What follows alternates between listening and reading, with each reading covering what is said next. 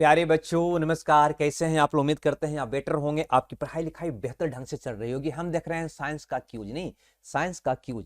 आज दूसरा क्यूज है ना जी, बिल्कुल मापन एवं गति का दूसरा क्यूज। चलिए क्वेश्चन शुरुआत करते हैं पहला से, ठीक है।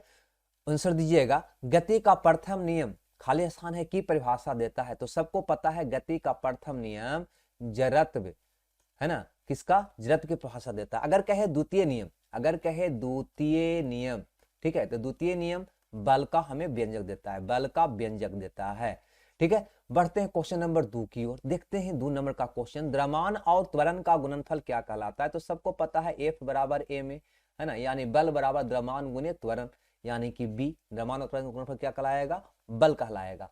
बढ़ते हैं क्वेश्चन नंबर 3 की ओर। तीसरा क्वेश्चन यहाँ पे कहता है कि द्रव्यमान और वेग का गुणनफल कहलाता है संवेग भैया, है ना, P बराबर, है ना, mv इन होता है द्रव्यमान गुने वेग, द्रव्यमान गुने वेग संवेग कहलाता है, ठीक है। बढ़ते हैं आगे। अगला क्वेश्चन, दाब का एसआई मात्रक क्या है? दाब का एसआई मात्रक क्या है? तो सबको पता है पास्कल है। क्लियर? फटाफट आंसर दीजिएगा। पांचवा कहता है बल बटा त्वरण। देखो अभी हमने पढ़े थे एफ बराबर एम ए, यहाँ पे है बल बटा त्वरण, यानी कि एफ बटा ए बराबर क्या हो जाएगा? एम, यानी कि द्रव्यमान, है ना, यानी कि द्रव्यमान हो जाएगा, है ना। बल बटा त्वरण बराबर क्या हो जाएगा? द्रव्यमान हो जाएगा। बढ़ते हैं अगला क्वेश्चन है क्वेश्चन नंबर 6। थोड़ा सा इसको ऊपर कर देते हैं, अंकिकी है यहाँ पे। हाँ, ये कहता है कि 72 किलोमीटर प्रति घंटा को मीटर प्रति सेकंड में बदलें। तो ध्यान देना, किलोमीटर प्रति घंटा को मीटर प्रति सेकंड में बदलने के लिए 5/18 से हम गुना करते हैं, यानी ये 72 में अगर हम 5/18 से गुना कर दें तो ये बदल जाएगा मीटर प्रति सेकंड में। 1872, ठीक है, कितना हो जाएगा भैया? तो 20 मीटर प्रति सेकंड, यानी मीटर प्रति सेकंड में बदलने पर आपका आंसर आ जाएगा 20। बढ़ते हैं नेक्स्ट क्वेश्चन, यानी कि क्वेश्चन नंबर 6। आंसर देते रहिएगा जी। एक वस्तु को ऊपर की ओर 14 मीटर प्रति सेकंड की चाल से फेंका गया और वह 10 मीटर ऊंची उड़ी। उच्चतम बिंदु तक पहुंचने के लिए वस्तु द्वारा लिए गए समय की गणना करें। चलिए बनाने के लिए थोड़ा सा क्वेश्चन को ऊपर कर लेते हैं ताकि आपको यह दिखाई दे, ठीक है। चलिए कैसे बनाइएगा, गौर से यहाँ पर समझिएगा। सबसे पहले यहाँ पे फॉर्मूला लगेगा भी बराबर यू माइनस जी टी, भी बराबर you minus G T. Clear है यहाँ तक? अब यहाँ पे ध्यान देना, एक वस्तु को ऊपर की ओर 14 मीटर प्रति सेकंड की चाल से फेंका गया है, ठीक है। 10 मीटर ऊंची उड़ी, उच्चतम बिंदु तक पहुंचने में वस्तु लिया गया समय। एक बात समझिएगा, यहां से वस्तु को ऊपर की ओर फेंका जब जाएगा, ठीक है, तो प्रारंभिक वेग तो 14 मीटर प्रति सेकंड दिखा रहा है। ये अंतिम वेग क्या होगा? तो अंतिम वेग 0 होगा। अंतिम वेग क्या होगा? 0 होगा। तो चलिए हरा कलर ले लेते हैं और यहाँ पे अंतिम वेग को दिखला देते हैं 0, और प्रारंभिक वेग कितना हो जाएगा? यू हो जाएगा कितना? 14, और जी का मान होता है 9.8, 9.8, ये जी, सॉरी ये जी है, जी का मान 9.8 मीटर प्रति सेकंड स्क्वायर होता है। लेकिन राउंड फिगर में हम जी का मान 10 लेते हैं ताकि मेरा कैलकुलेशन आसान हो जाए, है ना। 9.8 के स्थान पे हमने ले लिया 10। अब टी हमें निकालना है तो टी रहने दो, ठीक है। तो क्या होगा, इसको इधर लाइएगा तो 10 टी बराबर हो जाएगा 14, तो टी बराबर हो जाएगा 14/10, यानी कि 1.4 सेकेंड। 1.4 सेकेंड, यानी कि बी ऑप्शन मेरा क्या हो जाएगा? सही हो जाएगा। क्लियर है दोस्त? क्लियर है। आगे बढ़ते हैं अगला क्वेश्चन, यानी क्वेश्चन नंबर 8 की ओर। भी वेग से गतिमान एम द्रव्यमान के पिंड का संवेग क्या होगा? तो संवेग अभी बताए थे, P बराबर एम भी, संवेग क्या होता है? एम भी होता है, ठीक है, एम भी, यानी कि ए ऑप्शन आपका सही हो जाएगा। क्लियर? आगे पढ़ते हैं क्वेश्चन नंबर 9 की ओर। 9वां क्वेश्चन देखते हैं। चलो भैया 9 नंबर का, ये भी अंकिकी का क्वेश्चन है ना, थोड़ा सा ऊपर करना होगा हमको नहीं बताने के लिए। अब यहाँ पे गौर करिए, कहता है 150 किलोग्राम द्रव्यमान की, यानी कि यहाँ पे मात्रा दे रखा है 150 ग्राम की एक वस्तु 5 सेकंड में, यानी कि समय दे रखा है 5 सेकंड नहीं में 6 मीटर प्रति सेकंड से 16 मीटर प्रति सेकंड के वेग से त्वरित होती है। तो त्वरण ज्ञात करें। भैया यहाँ पे त्वरण की अगर बात करोगे तो त्वरण होता है वेग परिवर्तन की दर को त्वरण कहते हैं। वेग परिवर्तन की दर को त्वरण कहते हैं। बात आ रहा है समझ में? अब वेग परिवर्तन क्या हुआ?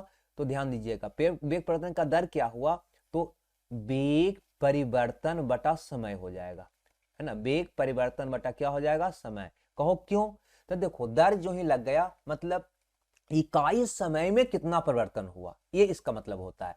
अब यहाँ पे गौर फरमाइएगा, वेग में परिवर्तन देखिए, तो वेग था पहले 6 मीटर प्रति सेकंड और हो गया 16 मीटर प्रति सेकंड। तो परिवर्तन निकालने के लिए 16 माइनस 6 करिएगा, यानी कि 10 मीटर प्रति सेकंड का परिवर्तन हुआ। ठीक है, अब ये 10 मीटर प्रति सेकंड का परिवर्तन हुआ, तो वेग में परिवर्तन हो गया 10 का, और समय कितना लगा है भैया, तो 5 सेकंड का। तो 5 से डिवाइड कर दीजिए, यानी आ गया 2। चूंकि त्वरण है तो इसको लिखेंगे मीटर प्रति सेकंड स्क्वायर। क्लियर, यानी कि ए वाला, है ना, ये वाला जो मीटर प्रति सेकंड स्क्वायर लिखे इसको ऐसे भी लिखा जाएगा 2 मीटर सेकंड को अगर इसको रो में रखिएगा तो ऊपर जाएगा तो ये -2 हो जाएगा। क्लियर है, इतना तो समझ ही रहे होंगे। अब बढ़ते हैं क्वेश्चन नंबर 10 की ओर। 10वां क्वेश्चन कहता है खाली स्थान वह भौतिक राशि है जो कभी भी ऋणात्मक नहीं हो सकती। भैया बताओ, कभी भी ऋणात्मक को नहीं हो सकती, तो बताओ दूरी कभी ऋणात्मक में मापते हो क्या, दूरी कभी ऋणात्मक में मापते हो क्या, नहीं नहीं।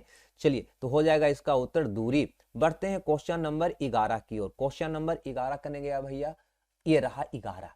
ठीक है, अब यहाँ पे 11 नंबर का क्वेश्चन में कहता है कि लंबी कूद के दौरान एक एथलीट कूदने से पहले दौड़ता है, ऐसा क्या करता है।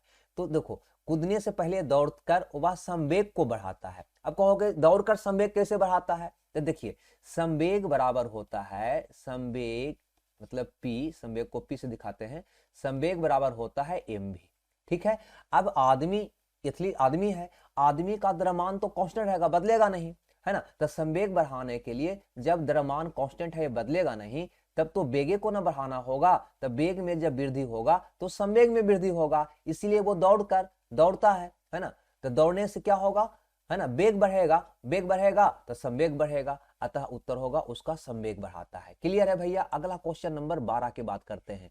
वेग समय ग्राफ पर रेखा का ढलान क्या कहलाता है, तो सबको पता है वेग समय से निकलता है त्वरण। वेग समय से क्या निकलता है, त्वरण निकलता है। नहीं, आगे बढ़ते हैं। यहाँ पे वेग समय ग्राफ जानते हैं ना, जैसे कि ये हो गया, ठीक है, ये हो गया, इस पे लेते हैं समय को और इस पे लेते हैं वेग को, ठीक है ना। एक्स अक्ष पे समय लेते हैं, अब वाई अक्ष पे क्या लेते हैं, वेग लेते हैं। मैंने समय को एक्स अक्ष पे और वेग को वाई अक्ष पर लेकर ग्राफ खींचते हैं। इसका जो ढलान होता है वह कहलाता है त्वरण। क्या कहलाता है, त्वरण कहलाता है। आगे बढ़ते हैं क्वेश्चन नंबर 13 देखते हैं। 13 नंबर का क्वेश्चन, एक सदिश राशि में परिमाण और दिशा दोनों होते हैं, बिल्कुल सही। जबकि अदिश राशि में केवल परिमाण होता है, ये भी सही, और दिशा नहीं होता। निम्न में से कौन एक सदिश राशि है। विस्थापन, दोस्त याद रखना, बहुत बार ये क्वेश्चन पूछा गया है। विस्थापन में परिमाण और दिशा दोनों होता है ना, अतः यह एक सदिश राशि है। ठीक है, बढ़ते हैं क्वेश्चन नंबर 14 की ओर। 14 नंबर का क्वेश्चन यहाँ पे कहता है, ऊपर करके थोड़ा सा इसमें कुछ हम बताना चाहेंगे। ये कहता है कि जी का मान विषुवत रेखा पर अधिक और ध्रुवों पर कम होता है, पृथ्वी के केंद्र की ओर जाने पर कम होता है। बिल्कुल सही, पृथ्वी के केंद्र की ओर जाने पर कम होता है।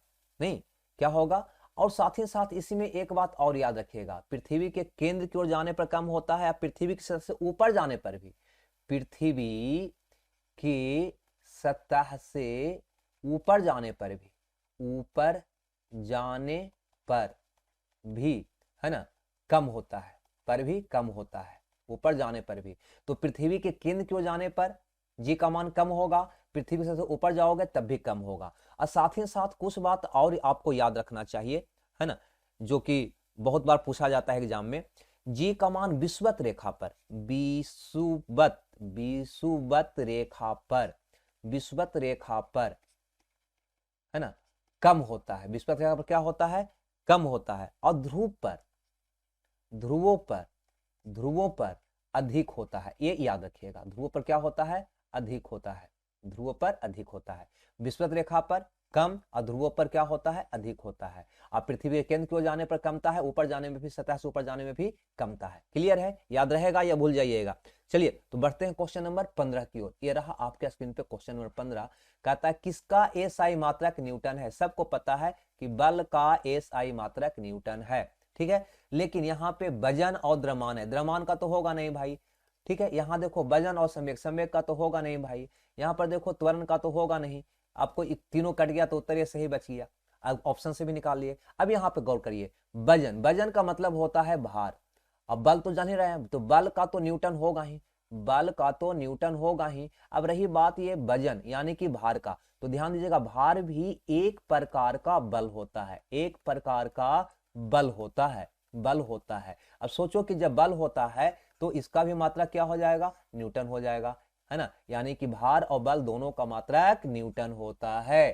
क्लियर। बढ़ते हैं क्वेश्चन नंबर 16 में। 16 नंबर का क्वेश्चन कहता है कि मंदन है, मंदन, मंदन, मंदन जो है भैया याद रखिएगा ऋणात्मक त्वरण को कहते हैं, ऋणात्मक त्वरण को कहते हैं, ऋणात्मक त्वरण को कहते हैं, यानी कि डी ऑप्शन आपका सही हो जाएगा। ठीक है, अब बढ़ते हैं क्वेश्चन नंबर 17 की ओर, देखते हैं क्वेश्चन नंबर 17 क्या कहता है। चलिए भैया आगे बढ़ जाइए, ये रहा क्वेश्चन नंबर 17, है ना, अंकिकी है नहीं, चलो इसको थोड़ा सा ऊपर कर लेते हैं ताकि हम बता सकें आपको। यहाँ पे कहता है कि किसी गेंद को ऊपर की ओर 25 मीटर प्रति सेकंड के प्रारंभिक वेग से फेंका जाए तो इसे अपने उच्चतम बिंदु तक पहुंचने में कितना समय लगेगा, जबकि जी का मान 10 मीटर प्रति सेकंड है।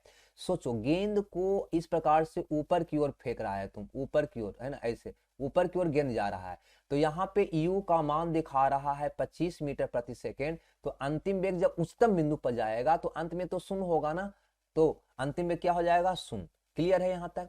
और g का मान आपको दे रखा है, तो फॉर्मूला सीधे लगा दीजिए ना, v बराबर u माइनस जी टी, बस हल कर दीजिए। अंतिम वेग आपका 0 है, हरा कलर लेते हैं, अंतिम वेग आपका 0 है, प्रारंभिक वेग आपका 25 है, जी का मान दे रखा है 10, सॉरी जी का मान दे रखा है 10, ठीक है, कितना है 10, जी का मान 10 अगुने का टी, ठीक है, या 10 टी बराबर हो जाएगा 25, तो टी बराबर हो जाएगा 25/10 यानी कि 2.5 सेकेंड का वक्त लगेगा, है ना, 2.5 सेकेंड, यानी कि ऑप्शन ए आपका सही होगा।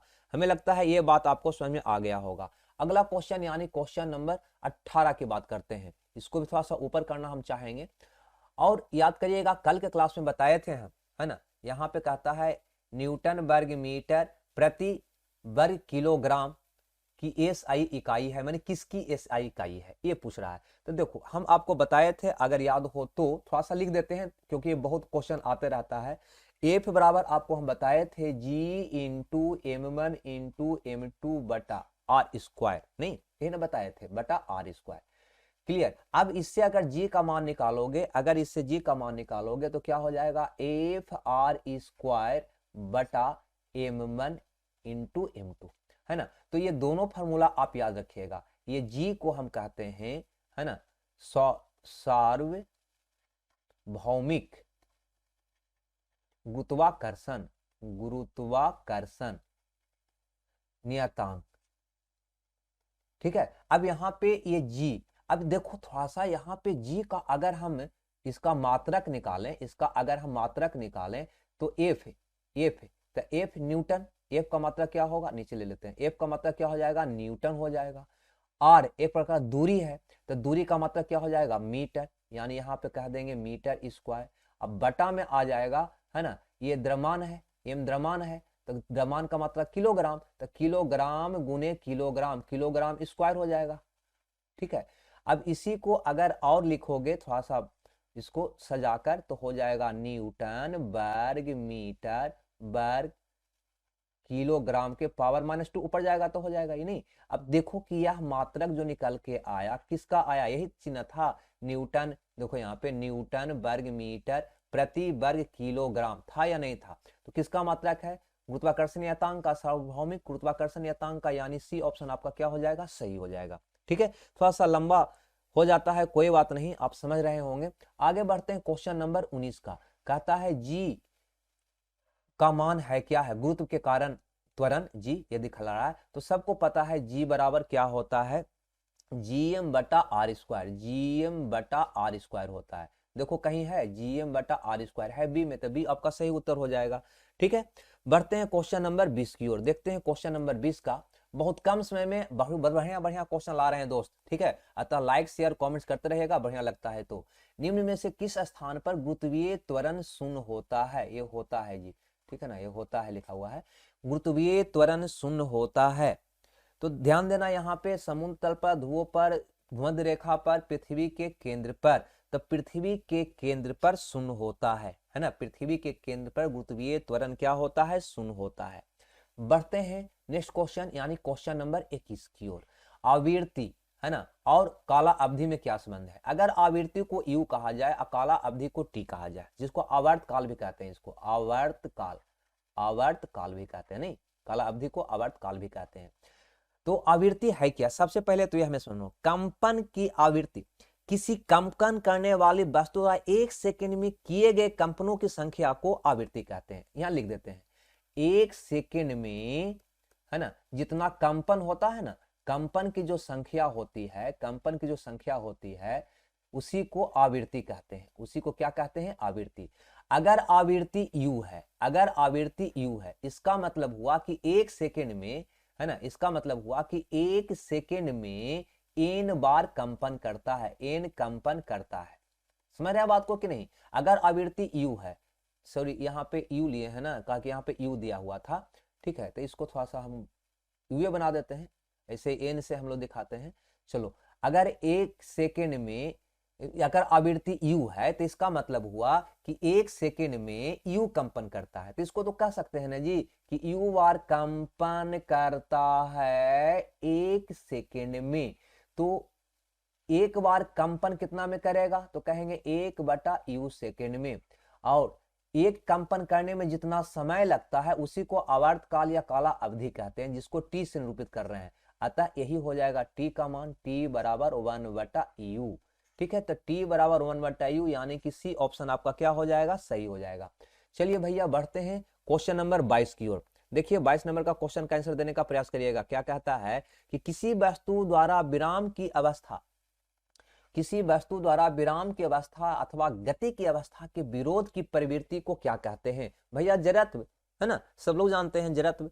कोई वस्तु गति में है तो गति में रहना चाहता है, विराम में है तो विराम में रहना चाहता है, ये जड़त्व के कारण, ठीक है। बढ़ते हैं 23वां नंबर का क्वेश्चन।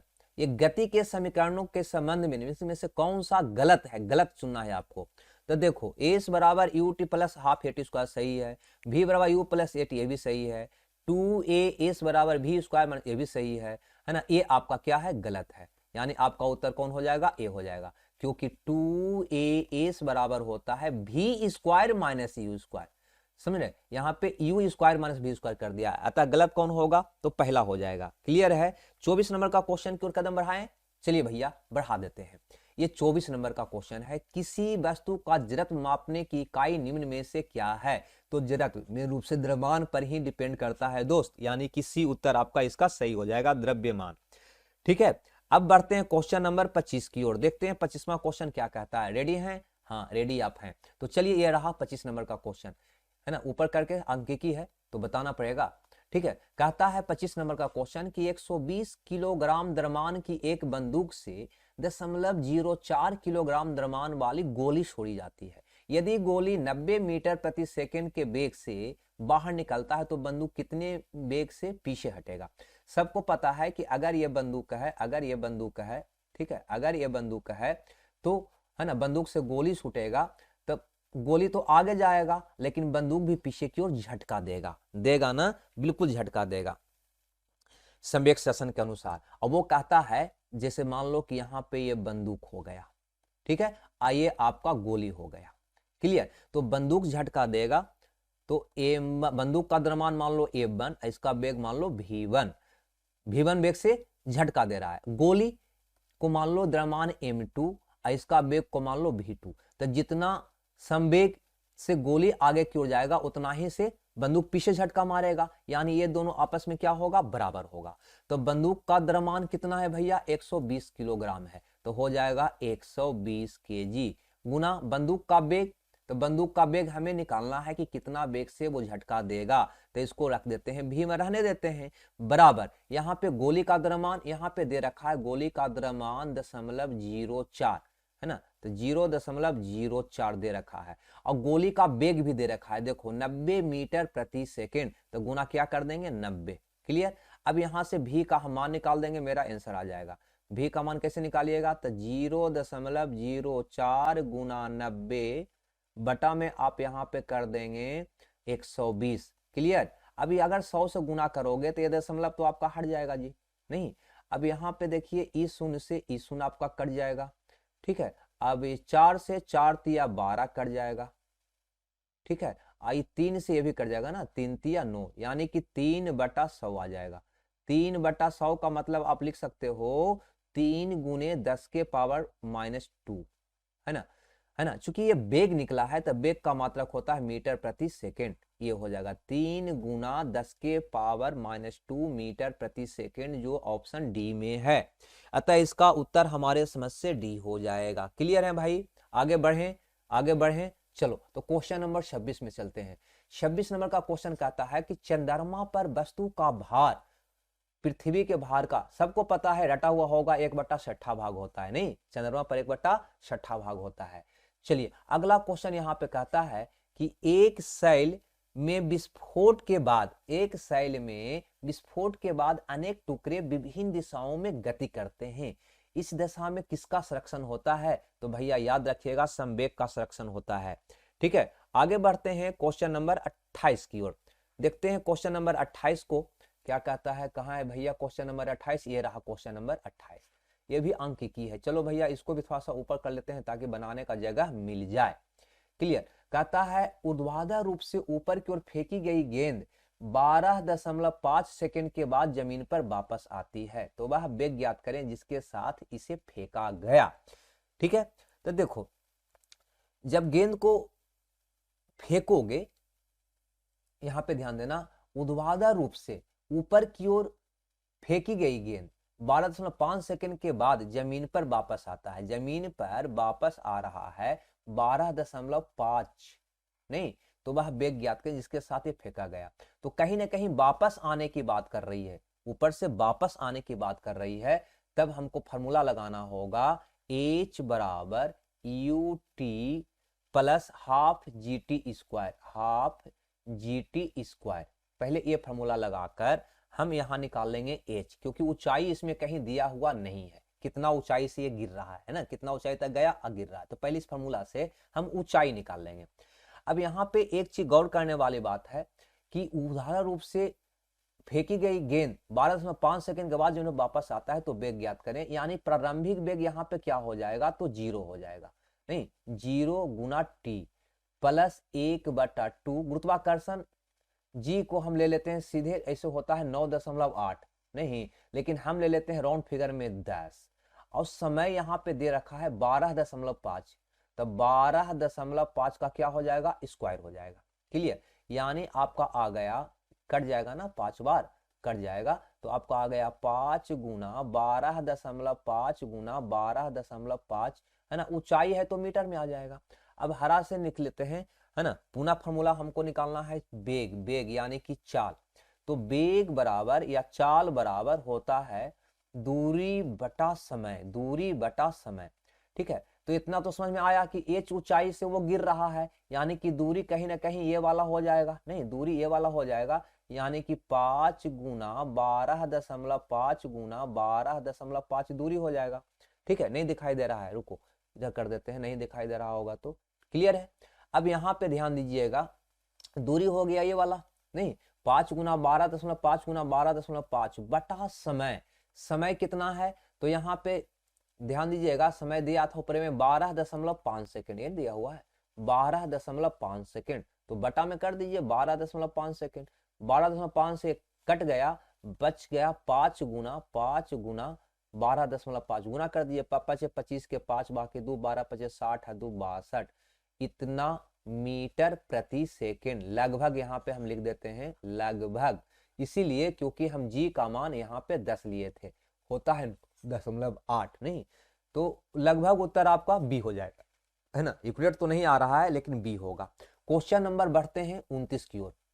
ये रहा आपके स्क्रीन पे क्वेश्चन नंबर 29, ये भी आपका कहीं ना कहीं क्वेश्चन है, अंक की है और लेंदी अंक की है भाई। चलो कोशिश करते हैं बताने का, समझिएगा तो समझ लीजिएगा, है ना। अंकिकी सबको कठिन लगता है दोस्त, है ना, कोशिश करिए समझने का, क्योंकि इतना क्यूज करवाएंगे कि सारा अंकिकी भी आपको कंप्लीट हो जाएगा। कहता है 10 मीटर प्रति सेकेंड से गतिमान एक 2000 केजी का ट्रक, है ना, ये ट्रक ट्रैफिक लाइट पर खड़ी एक कार से टकराता है। टकराव के बाद दोनों एक साथ 8 मीटर प्रति सेकंड की गति से चलते हैं, तो कार का द्रव्यमान क्या है। ध्यान से समझिएगा, ये ट्रक का द्रव्यमान दिया हुआ है, नहीं, ये जो दिया हुआ है ट्रक का द्रव्यमान, ट्रक का, और ये भी चाल आपका ट्रक का ही दिया हुआ है। किसका दिया हुआ है, ट्रक का, और ये कार हो गया। टकराव के बाद दोनों एक साथ 8 मीटर प्रति सेकंड, दोनों ये जो चाल दिया हुआ है दोनों का कंबाइंड चाल दिया हुआ है, कार और ट्रक दोनों का चाल दिया हुआ है। खैर, अब एक बात हमको बताइए, संवेग श्रेषण का सिद्धांत आप जानते होंगे, नहीं, संवेग श्रेषण का सिद्धांत कहता है कि टक्कर के पहले जो कुल संवेग था, पहले का कुल संवेग, खाली संवेग लिख दें, टक्कर के पहले का संवेग लिख देते हैं, कुल संवेग जो होगा वो टक्कर के बाद के संवेग के बराबर होगा। टक्कर के बाद का संवेग, ये तो समझते होंगे आप, है ना, मैंने टक्कर के पहले जितना संवेग रहा होगा उतना ही संवेग टक्कर के बाद रहा होगा। और सबको पता है कि संवेग बराबर होता है mv, नहीं, संवेग बराबर क्या होता है, mv। अब यहां पे ध्यान दीजिएगा, टक्कर के पहले संवेग कैसे निकालिएगा, तो टक्कर के पहले संवेग हम निकालेंगे, ट्रक भी था, ट्रक टकराया है ना, तो ट्रक का द्रव्यमान हम ले लेते, यहां लिख दें संवेग बराबर mv, यानी कि यहां लिख देते हैं थोड़ा सा पहले, ट्रक का कितना संवेग रहा होगा, तो द्रव्यमान गुने वेग, तो ट्रक का द्रव्यमान है 2000, ठीक है भैया, 2000, और गुने वेग, तो ट्रक का वेग कितना है 10, तो गुने 10, ये हुआ ट्रक का संवेग, है ना। प्लस कर देंगे इसमें किसका, तो इसमें कार का संवेग को प्लस कर देंगे, इसमें हम कार के संवेग को प्लस कर देंगे, है ना, कार का संवेग को प्लस कर देंगे, तो कार का संवेग कितना हो जाएगा, तो वो होगा mv।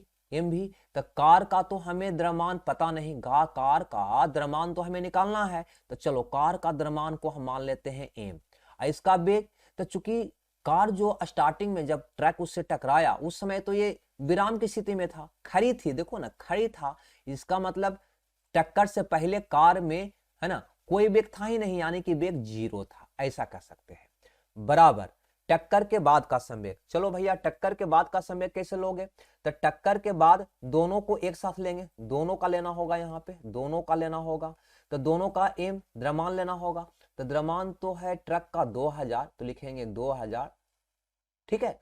अब प्लस कार का द्रव्यमान क्या माना है, m माना है, तो कार का द्रव्यमान हो गया m, है ना, ये हो गया द्रव्यमान, अब गुने वेग, तो दोनों का वेग ले लो 8, तो गुने क्या कर देंगे 8, दोनों का हम यहाँ पे संवेग निकाल रहे हैं एक ही साथ, ठीक है ना। तो संवेग बराबर क्या होता है, mv होता है ना, तो दोनों का द्रव्यमान हो जाएगा, ये ट्रक का द्रव्यमान हो गया और ये कार का द्रव्यमान हो गया, गुने वेग, दोनों का वेग यहाँ पे दे रखा है कितना, देखो यहाँ पे 8। अब इसको हल कर देंगे तो आपका आंसर आ जाएगा, तो ये हो गया 2 पर 1 2 3 4 0, ये तो 0 ही हो गया, छोड़ दो इसको, बराबर ये हो जाएगा 16, 8 दूनी 16,000, नहीं, अब प्लस हो गया 8m। अब यहाँ पे 8m का मान हो जाएगा, 8m का मान हो जाएगा, 20,000 में से 16,000 जाएगा तो 4,000, नहीं, अब m का मान आपका हो जाएगा 4,000 में 8 से भागा दोगे तो 500 केजी, यही 500 केजी जो आएगा कार का द्रव्यमान आएगा, यानी कि डी ऑप्शन आपका सही होगा। अगर दिखाई नहीं दे रहा हो तो थोड़ा सा हम और ऊपर कर देते हैं, देखिएगा कोशिश करके। यहाँ पे बढ़ते हैं अगला क्वेश्चन नंबर 30 की ओर। कहता है समय के साथ विस्थापन में परिवर्तन की दर को क्या कहते हैं, तो विस्थापन में परिवर्तन यानी कि विस्थापन बटा, ध्यान देना, विस्थापन में परिवर्तन का मतलब होगा, विस्थापन में परिवर्तन का मतलब विस्थापन बटा समय, ठीक है। विस्थापन एक दूरी है भैया, है ना, तो विस्थापन बटा समय क्या होता है, वेग होता है, वेग बराबर विस्थापन बटा समय होता है, विस्थापन बटा समय होता है, समझ में आ रहा है बात। तो यूं ही दर लग गया, जैसे देखो हम कहे थे ना, वेग परिवर्तन की दर, वेग परिवर्तन की दर, अगर ऐसा कोई कहता है इसका मतलब कह रहा है वेग में परिवर्तन, बटा समय। जो ही दर आ गया, जो ही दर आ गया तो बटा में क्या हो जाएगा, समय। तो यहाँ पे भी दर आ गया तो बटा में क्या हो जाएगा, समय। विस्थापन बटा क्या हो जाएगा, समय। वेग परिवर्तन की दर तो वेग परिवर्तन बटा समय। इसी को क्या कहते हो, तुम त्वरण कहते हो। वेग परिवर्तन की दर को क्या कहते हो, त्वरण कहते हो। ये सब थोड़ा सा सिंपल भाषा में समझने का प्रयास करिएगा तो बहुत की समझने में आसानी हो जाएगी। क्वेश्चन नंबर 31 कहता है कि गति का द्वितीय समीकरण के बीच संबंध प्रदान करता है। जल्दी बताओ भैया, 31 नंबर का क्वेश्चन है ना, 31 नंबर का क्वेश्चन आपके बीच है। गति की द्वितीय समीकरण के बीच संबंध, किसके बीच, दूसरा समीकरण किसके बीच संबंध स्थापित करता है। ठीक है, आप पढ़े होंगे ना, एस बराबर U T plus half A T square, तो किसके बीच, तो स्थिति और समय के बीच, स्थिति और समय का, स्थिति और समय का। अगला क्वेश्चन देखते हैं, क्वेश्चन नंबर 32, बल इंटू विस्थापन, है ना, बल इंटू विस्थापन क्या किसका होता है, किसका फॉर्मूला होता है बल इंटू विस्थापन, तो हम कार्य का होता है ना, कार्य बराबर बल इंटू विस्थापन, बल इंटू विस्थापन। ठीक है, तो यही कहता है बल इंटू विस्थापन, बल इंटू विस्थापन किसके बराबर होता है, तो कार्य के बराबर होता है। आगे देखते हैं क्वेश्चन नंबर 33, क्वेश्चन नंबर 33, चूंकि इसका एक्सप्लेन तो बहुत लंबा हो जाएगा लेकिन फिर भी यहाँ पे हम बता दें, वह प्रक्षेपण कोण ज्ञात कीजिए जिसके लिए परास और अधिकतम ऊंचाई बराबर होती है। हल करेंगे तो लंबा चल जाएगा दोस्त, इसलिए हल नहीं करेंगे, सीधे हम उत्तर बताएंगे, tan इनवर्स 4। ठीक है, सिर्फ इसका आंसर बताएंगे। आगे बढ़ते हैं क्वेश्चन नंबर 34। अभी जस्ट ये क्वेश्चन आपको आया था, अभी जस्ट ये क्वेश्चन आपके बीच आया था, सार्वत्रिक गुरुत्वाकर्षण नियतांक का एसआई इकाई क्या है। उलट कर क्वेश्चन वहां पे दिया गया था, है ना, हम बताए थे आपको ये क्वेश्चन, अगर याद हो तो क्या होता है, न्यूटन मीटर ई हो, न्यूटन वर्ग मीटर प्रति वर्ग किलोग्राम, सी हो जाएगा ना, इसका सी हो जाएगा। मैंने बताया था आपको कि ये सार्वत्रिक गुरुत्वाकर्षण नियतांक जी है ना, बराबर क्या होता है, F into m1 into m2 बटा आर स्क्वायर। ओह उल्टा लिख दिए, सॉरी सॉरी सॉरी,